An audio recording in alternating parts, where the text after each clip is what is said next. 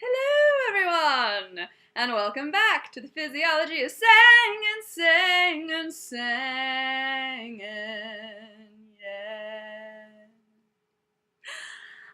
It has been forever since I've done one of these. Sorry. I'm gonna really try to just bust out like 3 or so I can get my anatomy and physiology videos fairly completed. If they're helping folks, hopefully they are. But today, it's a big topic, you guys. I'm gonna start up talking about the soft palate. Dun dun dun! If I was really clever, I could like splice in a really cool, like, evil movie clip, but whatever. Anyway, yeah, soft palate.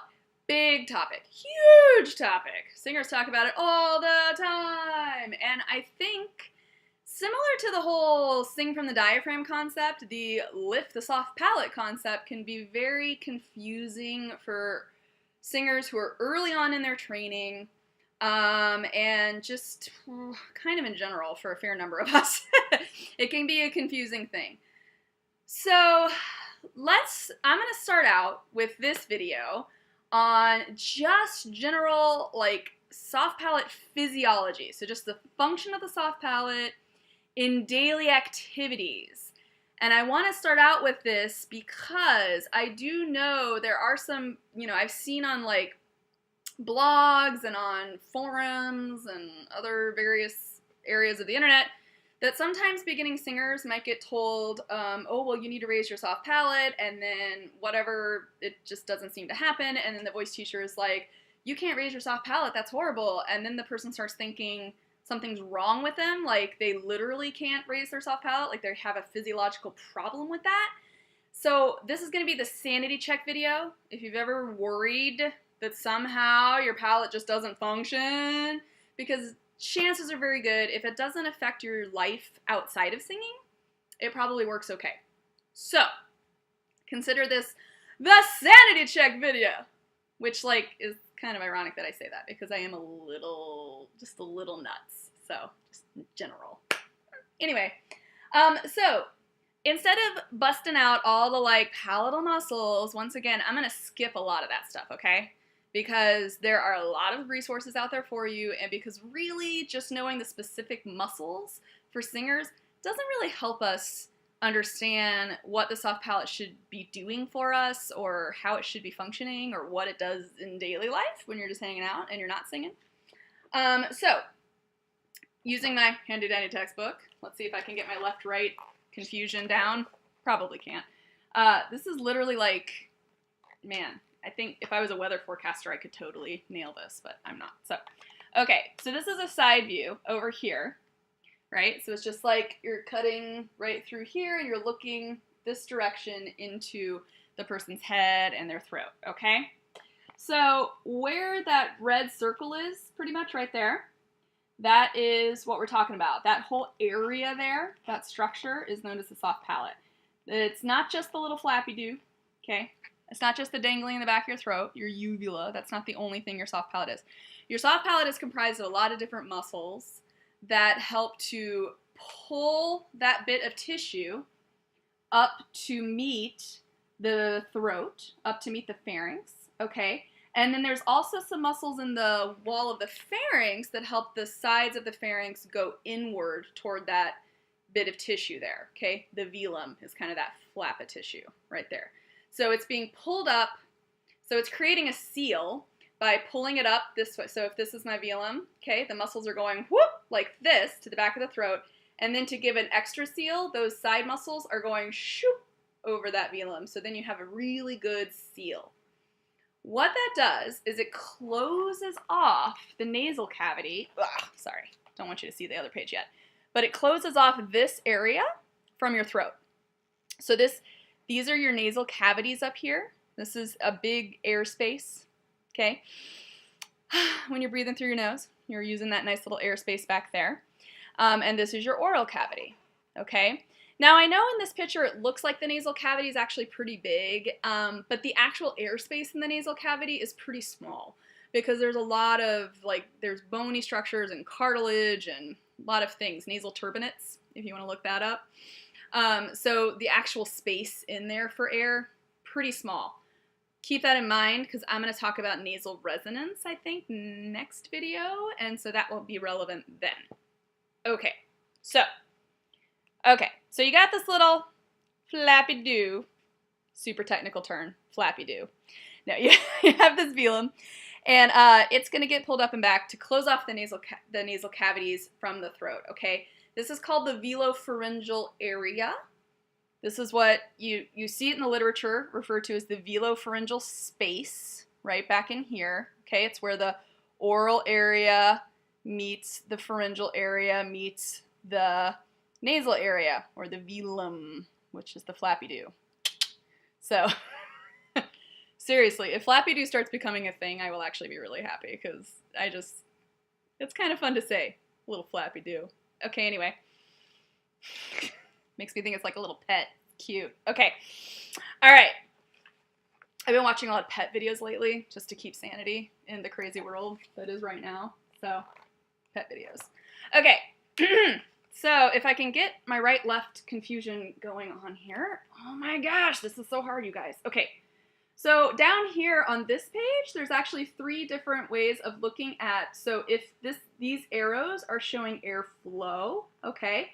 So, airflow and also acoustic energy, if you're voicing or you're speaking.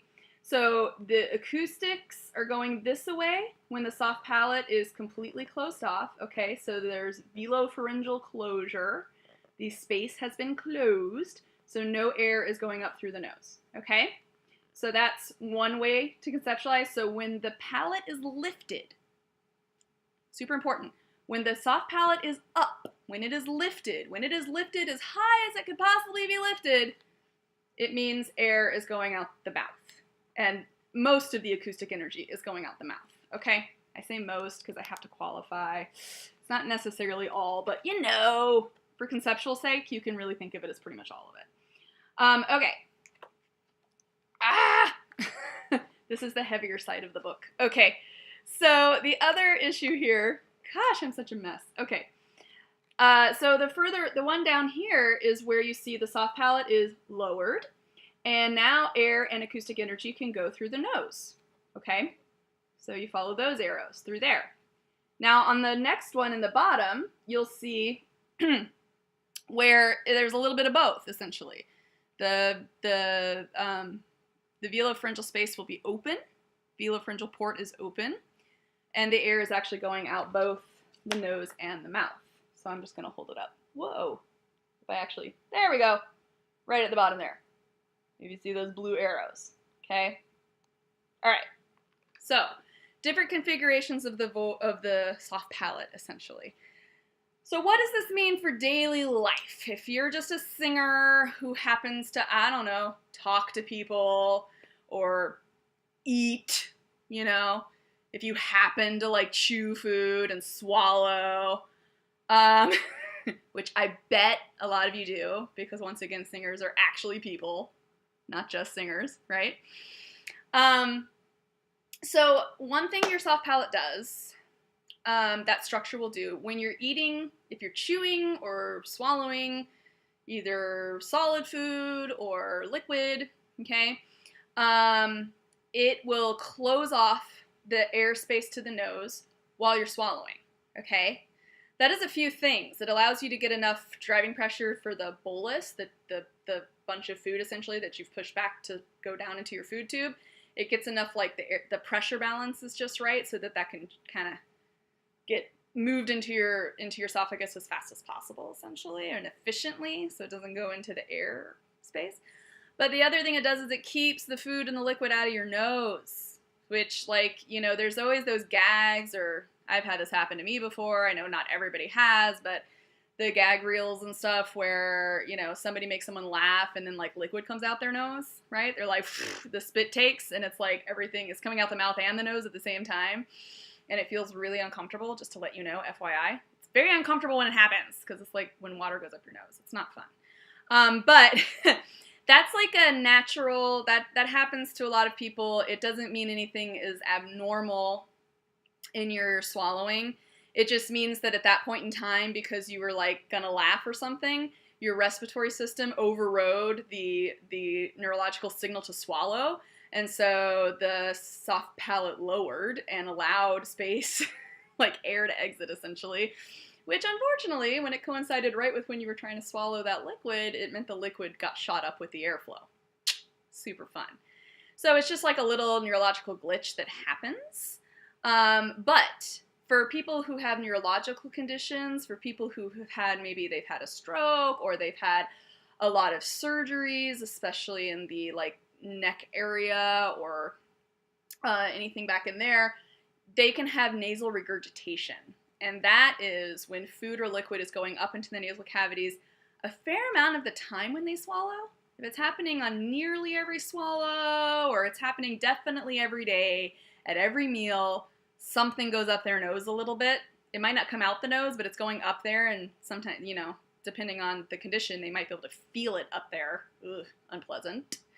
That is an issue with swallowing, and that is an issue with the soft palate not being able to properly close off the nasal cavity. So the soft palate cannot elevate enough, and the pharyngeal walls cannot come in enough to really close that space off. That is an issue.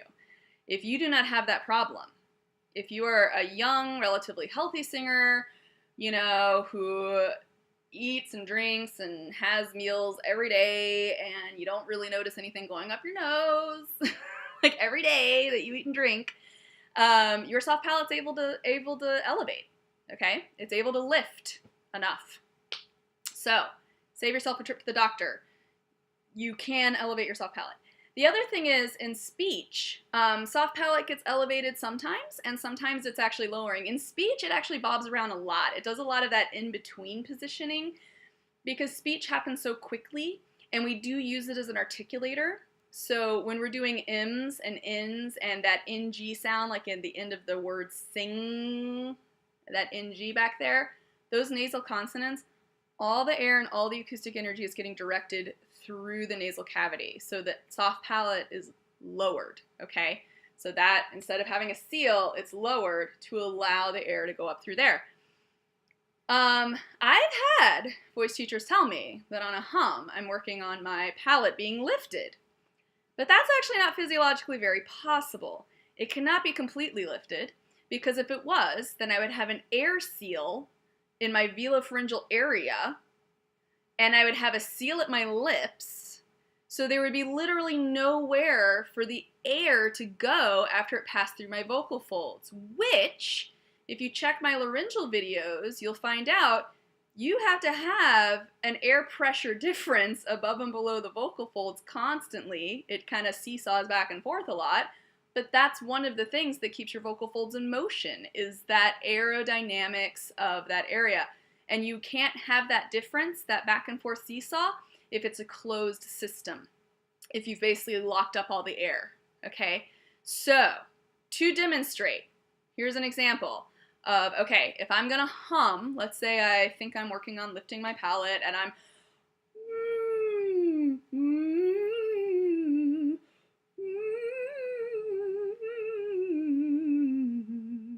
okay, all right, cool. I feel a little buzzy in my area here. I'm feeling pretty good about that. But if I plug my nose, I can't voice. Like it's physiologically impossible. If I have a seal at my lips and a seal at my nose, when I'm humming, I can't voice. Watch.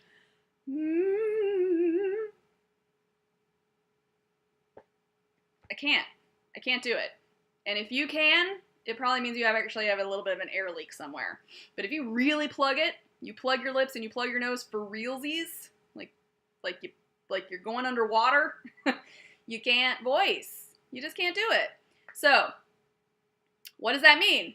That means that air has to come, that some of the air has to go out your nose if you're forming a nasal consonant, or if you're humming, if you're doing an M, an N, or that ng that some people say is a soft palate thing.